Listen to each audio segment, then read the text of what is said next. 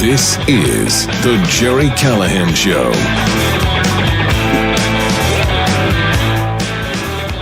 It is Wednesday, March 4th, and before we get to the Iran war, which is going great, I think we have to start with a tragic story. I mean, just a really sad, heartbreaking story.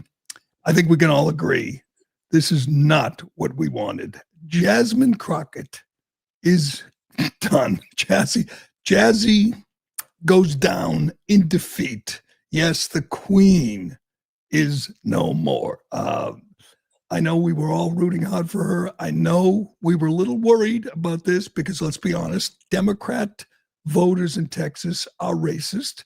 They are sexist. They just can't handle a smart, competent, brilliant Black woman. So they voted against Jasmine Crockett in the Senate primary, and she went down in defeat. I know I, for one, am really disappointed. So is most of the country, let's be honest. Here's a headline from Newsweek this morning. MAGA rejoices in Jasmine Crockett losing Texas primary. I mean, I know this is fake news here. MAGA rejoices? MAGA was rooting hard for Jasmine Crockett. MAGA was telling people to go out and vote for Jasmine Crockett. They wanted her to win. We are really disappointed. She was outspent like 10-1. She had some big endorsements. Kamala Harris endorsed her. Ayanna Pressley said, get out there, Texas family, and vote for my sister, Jasmine Crockett. Well, not enough people apparently listened to Ayanna or Kamala. She, let me get the percentage. She went down. It wasn't close, unfortunately. She gave up her House seat and said she's going for it. She's rolling the dice, running for Senate, and it's over. It's over. She's done. She's a lame duck. She's playing out. She's going to get so crazy in the next 8 months. She is just going to be wild. What's she going to do next? That's what I'd like to know. She's not going away. You know, she's a single 43-year-old woman and full of energy, full of life. I'm thinking The View. Do you think The View could handle Jasmine Crockett? I don't think so. She would just dominate. What about MSNBC, MS Now? Maybe Abby Phillips will add her to her show, but I think the most likely landing spot for Jazzy is right here in Boston, in Cambridge. Harvard professor. I think that's what we're going to see. Jasmine's going to be a lecturer at Harvard or maybe Columbia or maybe Stanford. I think she's got a future because, you know, let's be honest, she's a brilliant woman. They just didn't know how good they had it in Texas. They had this woman, and she could have been there for 40 years. Instead, she's out on her ass next January. She's done. We will not see any more Jasmine Crockett, but we have to be honest here. It was not on the level. It was not legitimate. Yes, once again, we have voter fraud. We all know this couldn't have been legitimate. I mean, a star like this doesn't lose legitimately. No, they robbed her. They stole it. It was rigged, to quote our 47th president. It was rigged. Here is Jazzy after getting the bad news last night. All Red has already stated, we encourage each and every one of you to remain resilient.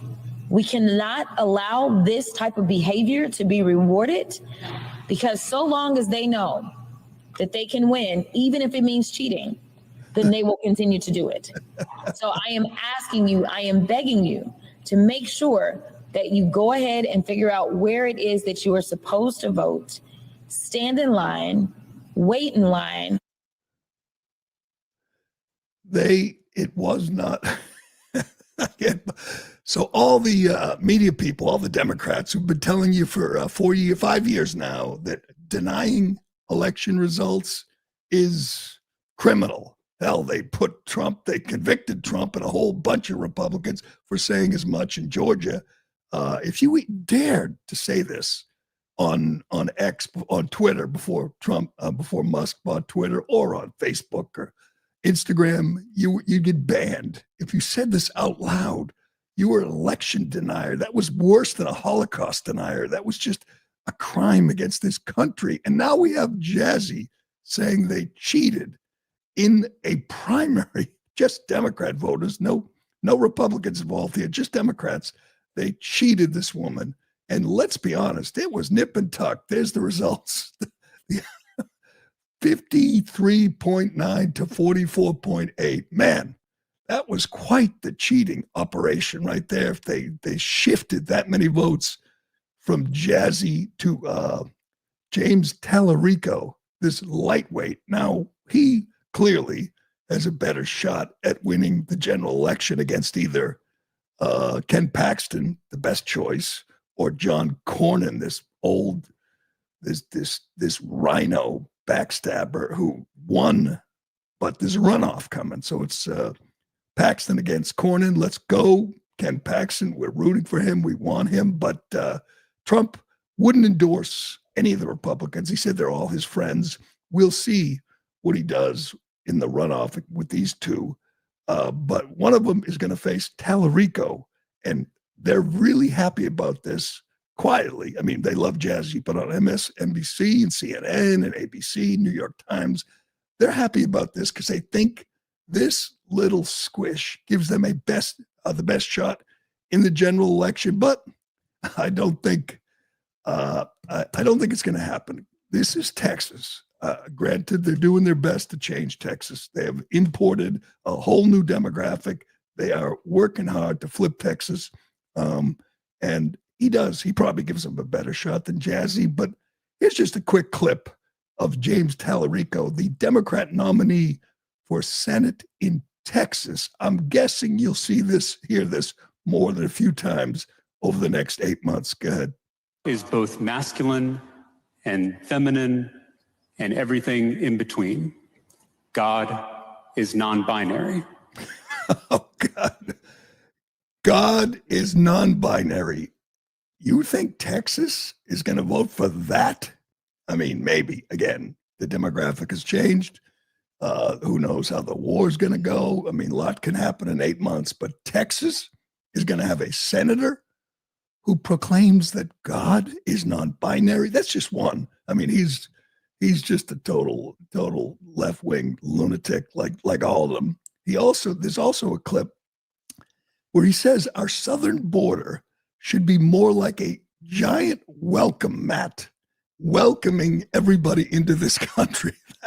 That is a Democrat politician hoping to represent Texas in the Senate. So I say good luck to James Tallarico. I don't care. I mean, obviously I want Paxton, but Cornyn, whoever, they're going to, it's going to be a tough fight for Democrats. They will pour $100 million into that race to try and take a Senate seat from Texas. But before we move on, and again, she's not going away. She can't go away. She's too crazy. She will be on cable news and online and in hearings. She'll be going crazy. Sure, in any House hearing she's involved in for the next 8 months, she is not going to go quietly. But here's a reminder. This is so good. A reminder of the she calls herself authentic. You know, she's an authentic person. But here's a reminder of the various accents that that Jasmine Crockett has used over the years. As we know, she was a little rich kid, went to the finest schools, went to a high school that cost like $50,000 a year. She was well-educated and well-spoken until she saw Lane. She decided she's going to be the ghetto girl and she's going to go for it. And it worked. I'll give her credit, but it was all an act. She was just acting the whole time. Here we go back and forth from the well-educated, well-spoken Jasmine Crockett to the brawler who we saw in the House many, many times. Check this out. And that is actually what they are fearful of, is my authenticity, because it rings true with every single American. You know, no one could have told me that when I went down to Austin now it looks like a little bit over a year ago, that I would be running for Congress. Maybe because these people, they are crazy because they always talk about how Christian they is. Yeah, I don't know how many of them on that side are getting divorced because they getting caught up sleeping with their co-workers, staffers, interns, all the things. On-campus mailboxes. And at that time, my school hired the Cochran firm. And there was a lawyer who graduated from University of Houston who was assigned to me. You're not. We done picking cotton. We are. You can't pay us enough to find a plantation. I want the American people to know that when you stand up to a bully, you win. Do not back down. Do not bend. And I'm going to be the first one. You and your little friend off of Twitter. Y'all about to find out, all right? But at the end of the day, I am who I am, and I am authentic. I am authentic. My favorite one. They're always telling you how Christian they is. I mean, really. Well, apparently even Democrats in Texas saw through Jazzy's act and said, we have had enough. She took office in 2021. So it's been two terms for Jazzy. At the age of 44, her political career is over. And we weep with you, Jazzy. We will miss you, even though I don't think you're going away. All right. You know what else she's going to do the next 8 months? She's going to rail just maniacally against the war in Iran. That is the job right now of Democrats, whether they're candidates like that squish Tellerico or they're in the Senate, House, whatever. Their job is to oppose the United States in a war against. You think I'm exaggerating? It's clear right now that Democrats, I mean all of them except Fetterman, are hoping our operation in the Middle East goes sideways. They're hoping this blows up literally on Trump and Hegseth, and we end up in a quagmire, and it's 2003 all over again. They don't want this to go well. They don't. It's weird. It's wrong. But if you think back, even in 2003, there was a sense of unity, country over party, when we went into Iraq, and most people, Democrat, Republican, were hoping it went well. They were hoping there weren't U.S. casualties, and they were hoping the plan would work. Those days are over. We are so partisan right now. Democrats are so consumed with their hatred against Trump that they are literally rooting for Iran. I'm not exaggerating. You don't agree? Get me Hakeem Jeffries yesterday. This is the most powerful Democrat in the country. This is the leader of the party, the Speaker of the House. Listen to how he describes this operation. I understand we all have questions. I understand both sides of the aisle. People are going to say, what's the end game? How long is it going to last? How much is it going to cost? Clearly, there are good questions to be asked. That's not what they're doing here. They're literally saying this is going to fail. In other words, we are going to lose. We are 4 days into this, and it's going well. There's no disputing that. And they don't like that. Democrats don't like that. They want this to be an issue that will work for them in the midterms. That is the most important thing to them right here. Not, defeating this terror-sponsoring evil regime, not to changing the Middle East where you have this one country isolated, and you have Saudi Arabia and Qatar and Bahrain with Israel. That's a pretty dramatic shift in the Middle East. They don't care. They just don't want it to work because that will help Trump, and nothing matters to them other than stopping Trump, beating Trump. Here's Hakeem Jeffries talking about his country, the United States, at war in Iran, and how he thinks it's going to go. Go ahead. There's no indication that Iran had reconstituted its nuclear program. There's no indication that Iran was prepared to strike the United States preemptively or to strike any of our interests in the region. And there certainly is no justification for a regime change war. The American people want us to focus on making their life better, making their life more affordable, not getting involved in another endless war in the Middle East that is going to end in failure. This administration somehow found the resources, has found billions of dollars for bombs, but can't find any money to actually bring down the high cost of living here in the United States of America. Do you think Trump can pull off a regime change without putting U.S. boots on the ground? No, that's impossible for him to do. Now, he's claiming that he's not going to put U.S. boots on the ground, but he's claimed a lot of things only to do the exact opposite. This is the same person who said he is coming back to the presidency to get America out of endless wars, and now he has just gotten us into a potential. I'm done with the endless forever war. All right, it has to be endless before you can call it endless. It has to be forever before you can call it forever. It's 4 days. He just said it's going to end in failure. We have 50,000 troops in the region, in the Middle East, and so far it's going pretty damn well. He doesn't like that. He wants it to end in failure. They all do. Liz Warren and Chris Murphy and Chris Van Hollen, they want it to be a failure. I'm not saying they want Americans to die, but they want it to fail. That's what they want. And here's a fact. If the president were a Democrat, if that were Kamala or Biden or whoever, Obama, they'd be all in. War is good when their guy does it. It's bad when the other guy does it, when Trump does it. Simple as that. It is unconscionable to me that a Democrat Speaker of the House is telling the world this will end in failure.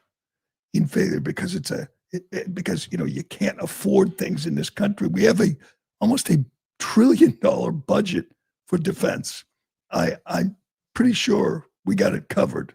And if it works, that's their worst nightmare. If it works, if there's a new regime in Iran and it's not threatening us and it's not paying for Hezbollah and Hamas and the Houthis, if they're not taking shots, if they're not trying to kill the U.S. president, which they clearly have done. We know it. We went over it yesterday. There's been 2 incidents where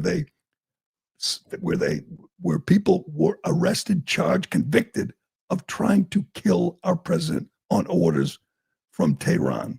But another bad day for Democrats because Pete Hegseth and Dan Raisin Kane gave us an update today, and it's just breathtaking. Say what you want. You could be against this action, this operation, but our military is just spectacular. We have, as Hegseth said, we have the 2 best air forces in the world right now, teaming up, Israel and the U.S., and they are carrying out this mission. And the one question I can't get past is, what were the mullahs thinking? What was the Ayatollah thinking?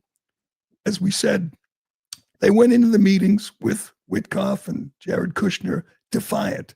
They were bragging about how they were close to building 11 nuclear bombs. They were bragging about their level of enrichment. They weren't backing down. They weren't conceding anything. They were daring Trump to do this. There was a line. Trump said you can't cross it, and they crossed it every day.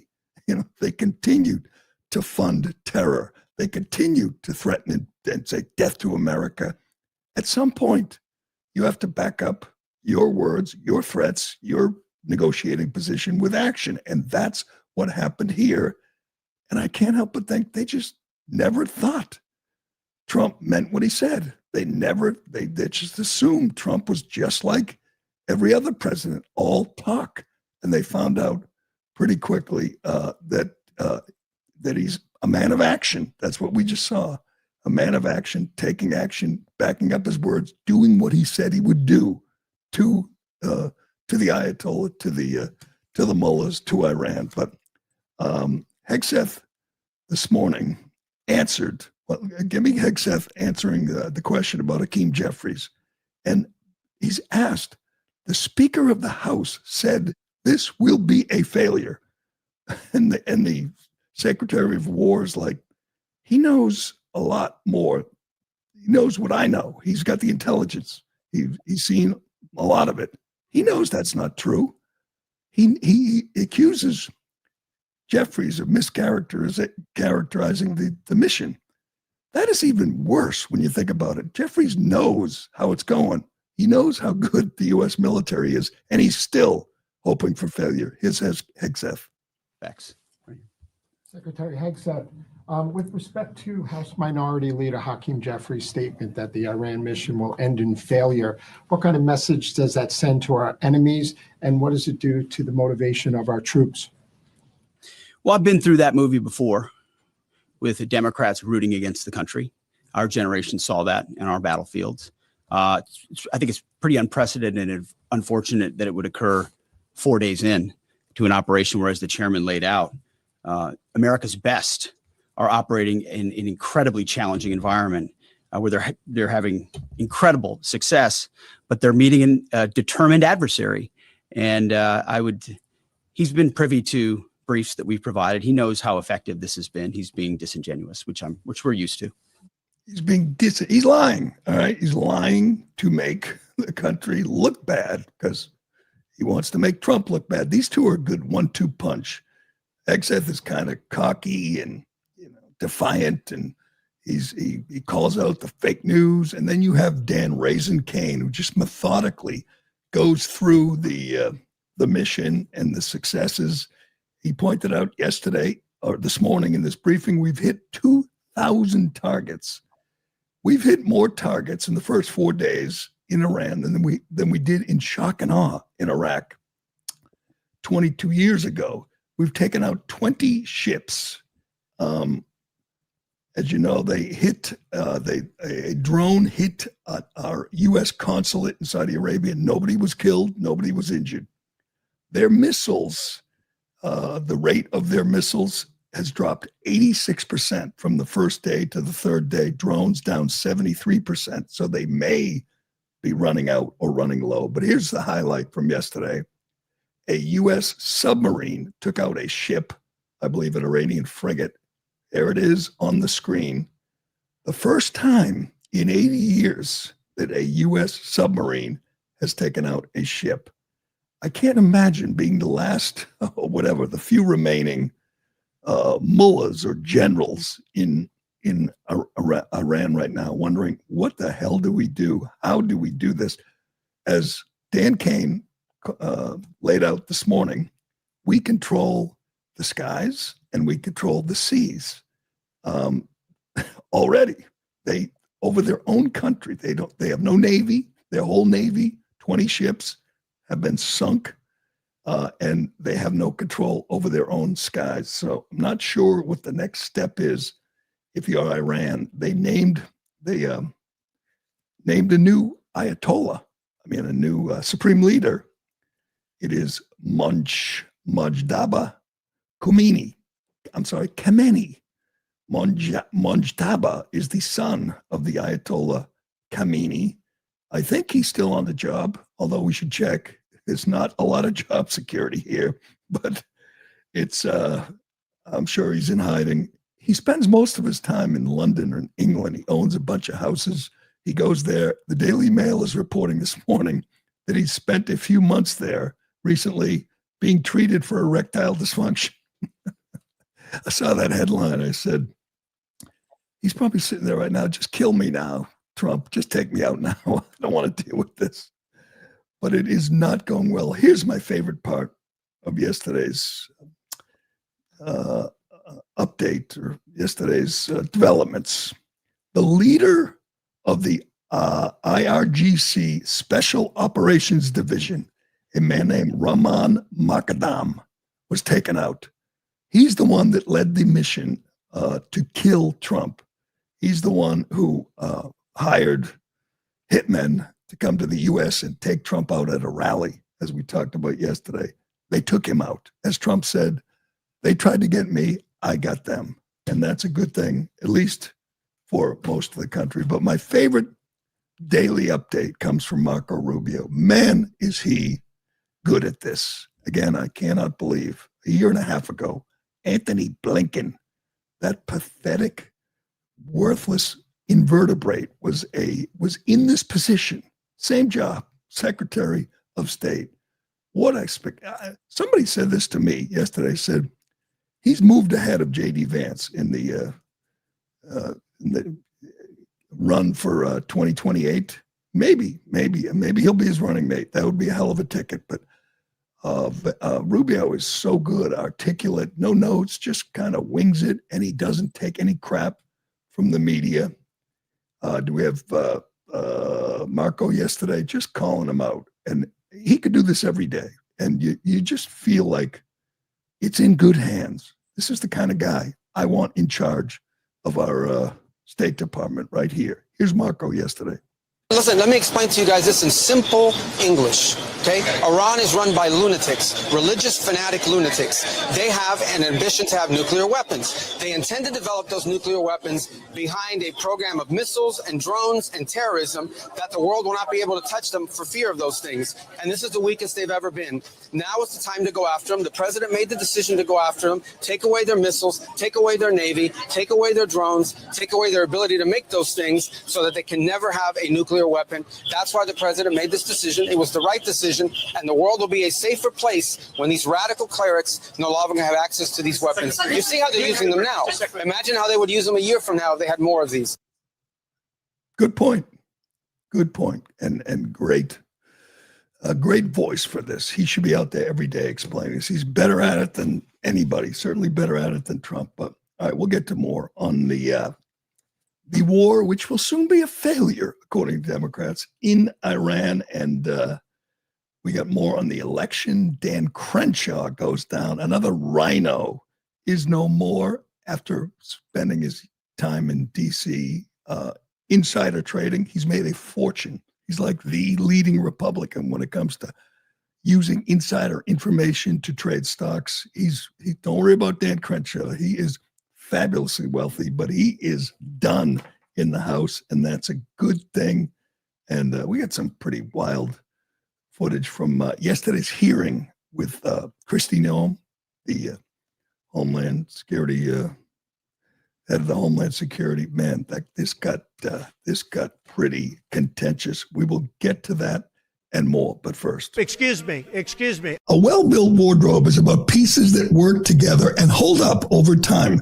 That's what Quince does best. Premium materials, thoughtful design, and everyday staples that feel easy to wear and easy to rely on, even as the weather shifts. Quince has the everyday essentials I love, with quality that lasts. Organic cotton sweaters, polos for every occasion, lighter jackets that keep you warm in the changing seasons. The list goes on. Quince works directly with top factories and cuts out the middleman, so you're not paying brand markup, just quality clothing.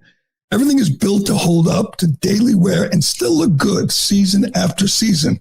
Plus, they only partner with factories that meet rigorous standards for craftsmanship and ethical production. I got a couple of Quince shirts, and I'm telling you, I love them. They were inexpensive, and I'm a cheap bastard, so that matters. And they've held up really well after a few washes, good as new. So refresh your wardrobe with Quince. Go to quince.com/Jerry for free shipping on your order and 365-day returns. Now available in Canada, too. That's Quince, QUINCE.com/Jerry. Free shipping and 365-day returns. Quince.com/Jerry. All right, as the debate rages on the right, I'll give Democrats credit for one thing. They are together on this. Other than Fetterman, he's a rogue, he's a renegade, but other than that, they're all in on rooting for Iran and hoping this operation fails. On the Republicans, as usual, we have different voices, diversity. We have diversity on the right. Lots of people are really wary, really apprehensive about this operation, and others are all in. I mean, the answer is we don't know. That it's not good TV or radio or podcast material, but we don't know. We will see. Do you have that poll, Ironhead? This tells you exactly where I think most of the public stands. Is if we can do this quickly, as Trump hopes, Seth hopes, we all hope, then the public is overwhelmingly supportive. Here it is. you approve or disapprove of the military action against Iran if the conflict would last, quote, days and weeks? Approve. 76%. Months, 46%. Years, 13%. Years, 13% supported if it takes years? I don't know anyone who thinks that, but that number, 76%, is huge. If it lasts days or weeks, 4 or 5 weeks, as Trump has said he hopes, then more than 3/4 of the public supports it. I think that sums up where most of America lies on this, comes down on this, that if they can do it quickly, efficiently, we don't know what's going to happen in Iran. I guess we're arming the Kurds, which is good, and we're encouraging people to rise up. I don't think the IRGC is going to lay down their weapons too easily. These are fanatics. The whole existence of the IRGC, which is like 100,000 guys, it exists to protect the regime. It exists to protect the Ayatollah. Didn't do a good job of it, but they're not there to fight foreign wars. They're there to protect the theocracy, the lunatics, as Rubio said. That's their job, and to get them, they're killers. They're brutal. To get them to lay down their arms is asking a lot. So we don't know how that's going to go, and we'll find out. And that's when the public sentiment will flip, will turn. Depends how long it takes. But I've talked about some of the people who are speaking out against this, and clearly on the right, you have Tucker Carlson, Megyn Kelly, calling, and it's not just creating division. I mean, it is creating a civil war. People are just irate at Megyn Kelly and of course Tucker. But my guy, Matt Walsh, he has come out and he's got a lot of questions. He's not on board with this, and I love Walsh, but someone dug up, I think Maze Moore, the great Maze Moore on Twitter, dug up a clip from June. Is this June? Yeah, June. This is 9 months ago, 8-9 months ago, where Matt Walsh, as he often does, makes a great case, a compelling case for taking out every leader in Iran, everyone in the regime, every mullah, which obviously we pretty much have done. This is a good, I mean, if you just isolate one of the reasons they tried to kill Trump, and we kind of take it, I mean, I read the New York Times story where they described the whole plot and the arrest and conviction of a Pakistani named Asif Merchant, who was set up by the FBI, arrested for plotting to kill Trump at a rally. He was sent here he was trained by the IRGC. So another sovereign country makes it their policy to take out our president. If you just take that, it's on its own. Forget all the weapons of mass, the nukes and the ballistic missiles, and they're killing their own people, and the Marine barracks and all the Americans have killed. Put that aside. This country tried to kill our president more than once. Doesn't that sound, as Matt Walsh points out, like an act of war? It does. If that's all they said, we're going to kill them because they tried to kill us. Wouldn't that be a compelling argument to do what we're doing? Sure sounds like it from Matt. Go ahead. If it's actually true that Iran has tried to, or is right now trying to kill our president, then absolutely we should invade the country and annihilate the whole regime. Obviously, when the United States says the United States should personally kill every person in the Iranian government if they're trying to assassinate our president.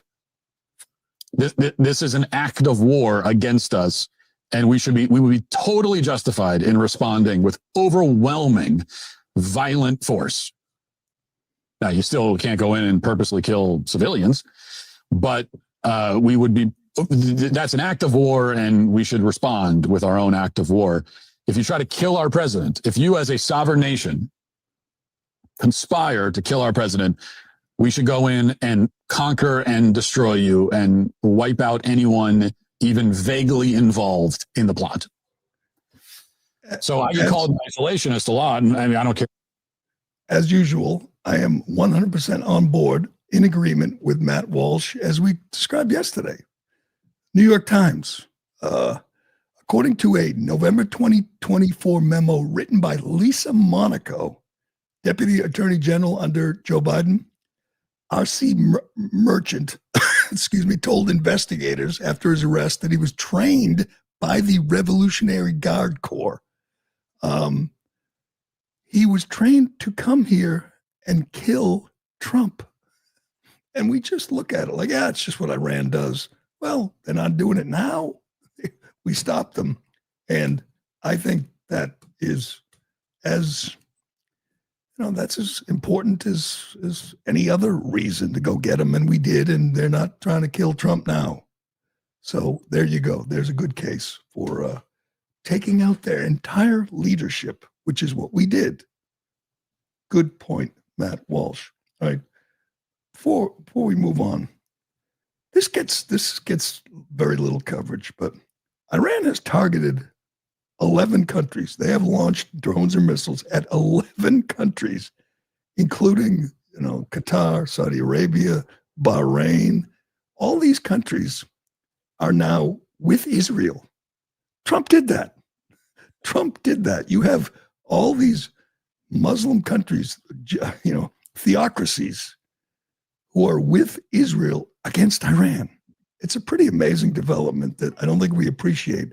It's unfortunate that they're firing missiles and drones at their neighbors, but this is a rogue state. This is not one of a bunch of Muslim Gulf states that are together against Israel as usual. It is completely flipped. Trump has flipped this by going over there and choosing commerce over confrontation, commerce over combat, and it has worked. These people may actually be joining Israel on missions to defeat Iran. It's a pretty amazing development that doesn't get enough attention. All right, before we get to the hearings, I want to mention this. Among the other developments in yesterday's elections, Mark Teixeira won the Republican primary for a House seat in Texas. Yes, that Mark Teixeira, the New York Yankees, Mark Teixeira. And I'm pretty sure it's a red district. He's going to Congress, which means the Republicans will never lose another baseball game. I don't think they've lost many recently. I think they're on a winning streak. They have this guy, this congressman from Florida, Greg Steube, this tall guy who's a great pitcher, and they just shut down the Democrats. But it is going to be embarrassing next year if Mark Teixeira's in the lineup playing first base against the Democrats. You're going to have some little twink pitching to, I don't know, who would it be pitching to? You'd have Chris Murphy or Jake Auchincloss pitching to Mark Teixeira. That would be worth attending this game. You want Teixeira to hit like a third decker bomb or hit one right back at the pitcher? Third decker bomb would be good just for fun. I mean, it'll be laughable. I think they won. You can look this up. They won like 15-2 last year. Republicans just dominate this game.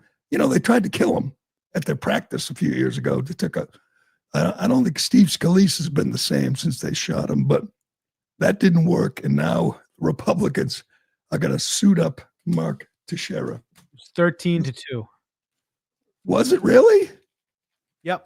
I just guessed 15-2 last year. Do you have their winning streak? I'm pretty sure they've won a few in a row. They're just dominating this game. And now Teixeira could probably pitch too. He's probably, got a good arm. I don't even know, will they let him play? Doesn't seem fair, but the hell with fair. All right.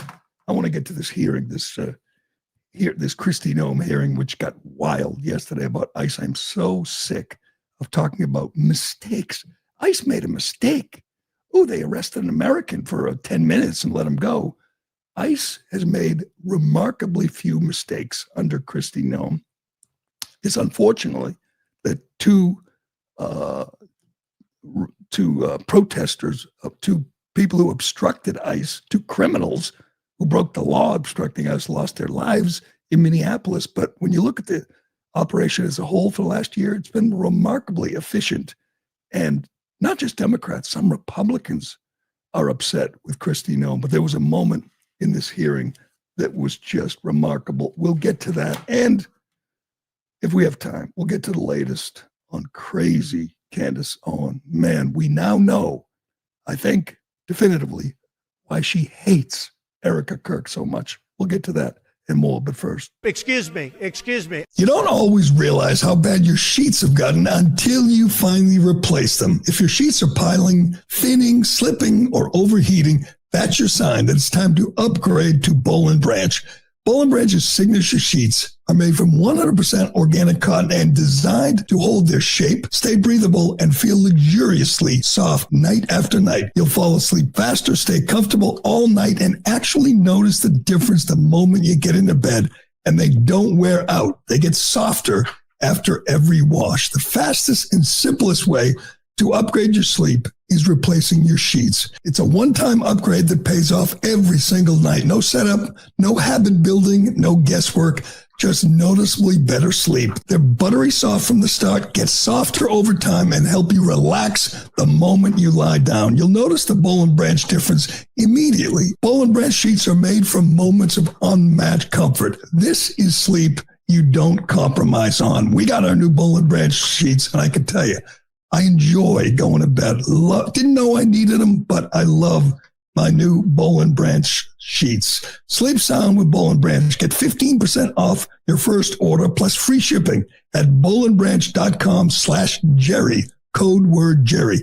That's Boll & Branch, BOLLAND branch.com/Jerry. Code word Jerry to unlock 15%. Exclusions apply. That's great. Republicans won the baseball game last year, 15-2. Year before, 31-10. Now they got lining up, batting third, playing first base, Mark Teixeira. That's going to be good. I think this guy's a good ball player too. Eric Schmidt, he's a senator from Missouri. He's really good. He's articulate. He's a lawyer. He's good in these hearings. So they have this hearing with Kristi Noem. Obviously, the Democrats are just screaming at her, telling her to resign, in disgrace. You should be indicted, arrested, impeached. And she held up pretty well. She had a few moments. They asked her, one of these clowns asked her, will you be using ICE agents at polling places? I love this. The Democrats don't think this through. You're threatening, warning that ICE will be patrolling polling places on election day. What does that mean? Why would you be afraid of that? And she threw it right back at him, said, do you plan on having illegals vote? And he had no answer. But there was a stunt played by one of these clowns. And he had people in the audience stand up if they've been targeted by ICE, innocent immigrants just here to, commit fraud and collect welfare, and they were grabbed up by ICE. So he said, could you stand up? Oh, these poor folks, which is obviously, Democrats doing what they do, prioritizing illegals. That's what they do at these hearings, blaming ICE for doing their job, for enforcing the law they wrote. So he has, let me find out who it was. It was the chairman who had the victims of ICE stand up, and take a bow, and they could all, we could all feel so bad for them. You were detained by ICE. They broke your car window when you wouldn't roll it down. They grabbed you, within 8 miles of a church. Oh, you poor things. Well, Eric Schmidt was having none of it. I love this moment. Here's his response. Since we're having folks stand up, I would have Laken Riley stand up. I would have Kayla Hamilton stand up. I would have Jocelyn Ngari stand up. I would have Rachel Morin stand up. I would have the beautiful sons and daughters who were murdered by illegal immigrants stand up, but they can't because they're dead. They were murdered by illegal immigrants that were led into this country by Joe Biden. And I think it's important to set the stage, since we're having this oversight hearing, to set the stage how we got here. 5 years ago, something was done that had never been done in the history of our country. We had a president who willfully ignored immigration laws and immigration enforcement, threw open the border to 15 million people who are here illegally, tens of thousands of murderers, hundreds of thousands of hardened violent criminals. And we can debate why. Perfect. That is perfect. Every Republican should repeat that every day from now until November, over and over again. There were two parts to this strategy. Open the border in 2021. Open the border, let in 15 million people. Part two, keep them here. Fight to keep them here. Do anything you can to keep them here illegally. That's part two, which we're seeing play out right now. Demonize ICE and Kristi Noem and Tom Homan, and do anything you can to keep them here. We've seen it play out. We've seen them fight like hell for Kilmar Abrego Garcia, an MS-13 human trafficker who used to wake up his wife in the middle of the night and beat her. That's the guy they're fighting for, not Laken Riley. They don't care about Rachel Marin, Laken Riley, or this poor mother. And we talked about it yesterday. Stephanie Minter. Here's my plea to every Republican for the next 8 months. Say this name over and over again. This is the next Laken Riley, next Rachel Marin, Jocelyn Ungary. We want her name right there on that long, long list, top of the list. This story, and I can't stop reading about it, trying to make sense of it, trying to understand how Democrats cannot be as outraged as we are. How heartless, soulless do you have to be?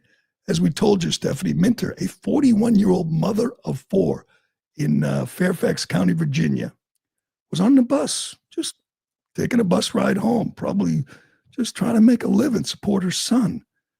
She got off the bus, and an illegal alien from Sierra Leone, Abdul Jallo, 32 years old, stabbed her just for no reason, just stabbed her to death.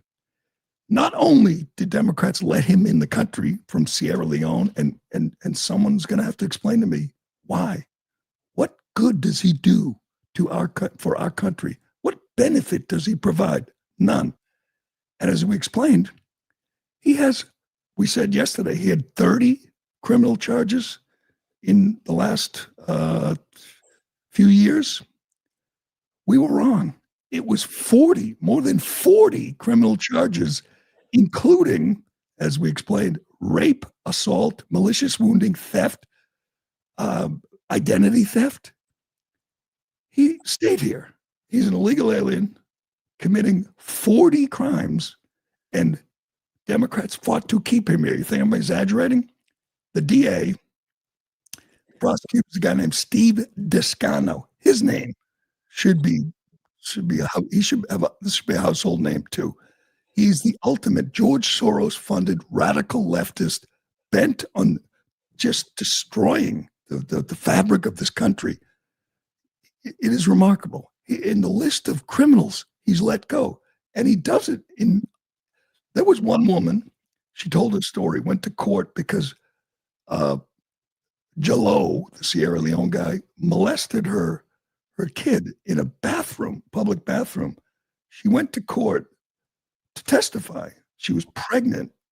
She'd just given birth like a day before, 2 days. She went to court. She sat in the witness stand, and they asked her if the man who molested her kid was in court, and he was. It was Jallo. But there was no one else, just him. As soon as she said it, the judge dropped the charges because it was prejudicial or whatever. There was obviously, he was the only defendant. She claims it was all a setup to make sure he went free. Set up by Steve Descano. Check this out. There's a story, it goes through all the criminals he's let off. One after another, just violent criminals and rapists. We're not talking about, this pickpockets, which, by the way, is another charge. This guy faced and was dropped so he could stay in the country. He literally says, he decides which laws to prosecute depending on the immigration status of the criminals. He takes that into consideration and will not charge criminals if he thinks it will get them deported. So we're not applying the law equally to Americans and illegals. He literally says that he will consider their immigration status on whether to prosecute. That is a prosecutor in Virginia, and Democrats support that. They're all on board with that. He's a Democrat. He will not prosecute illegals, and now another American is dead. Now she couldn't stand up and testify because she was stabbed to death at a bus station in Virginia. And it's just bizarre to me that only one side of the aisle is outraged by this. That Democrats, the governor, Abigail Spanberger, said on the record that she will still not hand him over to ICE, even after he serves a sentence, we hope, for murdering Stephanie Minter. So he does whatever, 20, probably do 5 years. When he gets out, the governor said she will not hand him over to ICE to be deported. They want them here. They want people like Abdul Jalal in your community. And we have to repeat that story over and over again. Stephanie Minter, 41 years old mother, knifed to death by a illegal alien from Sierra Leone who's been allowed to stay in this country after committing 40 crimes, many felonies, committed rape, allegedly, and they kept him here. All right, do we have time for crazy Candace? Talked about, I mean, she is so far off the rails. It is just, it is kind of sad to watch. I mean, she used to be a star. I guess she's still a star, but man, I think people are watching, listening now to see the, train wreck, to see the accident. She is just out of her mind. She is just clinically insane. But I think she revealed something yesterday that we've all been wondering why she despises Erica Kirk, the widow of Charlie Kirk, so much. She accused him of taking part in his murder. And every time I tweet about this, Ironhead, it's amazing how many people say, she's right. You should wake up, listen to her. I have. She is not right. We know who killed Charlie Kirk. This is the most insane conspiracy theory I've ever seen. This one crazy woman and her million followers buying into this insane idea that Erica Kirk participated in the murder of her husband. But now we know why she hates him so much. My only question is, do the Kirks have a puppy? Because I'm pretty sure this woman is going to boil that puppy. She is just so full of hate and jealousy. Listen to this. Tell me, what happened with Turning Point USA? You just got lucky, we're on pilgrimage, I guess, and there Charlie was at the airport in Israel. You saw him. Your mom said, go up to him. She's a pusher, right? Lori's a pusher. I always thought it was so strange how you never mentioned that I was at the airport with Charlie. Just thought that was so weird. You never said that. I saw Charlie with Candace because we were actually together for that trip. So interesting. Anyways, it's a tangled web that we weave, Erica. Fun little up. Unbelievable. She's upset that Erica didn't mention that she saw her at the airport traveling with Charlie. She said she was traveling, with her good friend Charlie, and Erica didn't mention that. What? So what? Why does that even matter? It's just, she is a sick individual, and she's spiraling. It really is kind of sad to watch. And she's got her defenders. She's got her audience. Megyn Kelly still won't call her out. Obviously, she's rooting hard for Iran right now. So that she's got her own little camp. She's got her own little crew that are going to sit there and say, illegal war, Israel did this. It's all Israel's fault. Israel's evil. Israel the terrorists. Uh-oh, more bad news for the Democrats. The stock market is back up 267. I don't know if it'll hold, but Democrats are rooting for stock market crash too. They're rooting for Iran, and they're rooting for recession. That's where you are right now if you're a Democrat. It's kind of sad.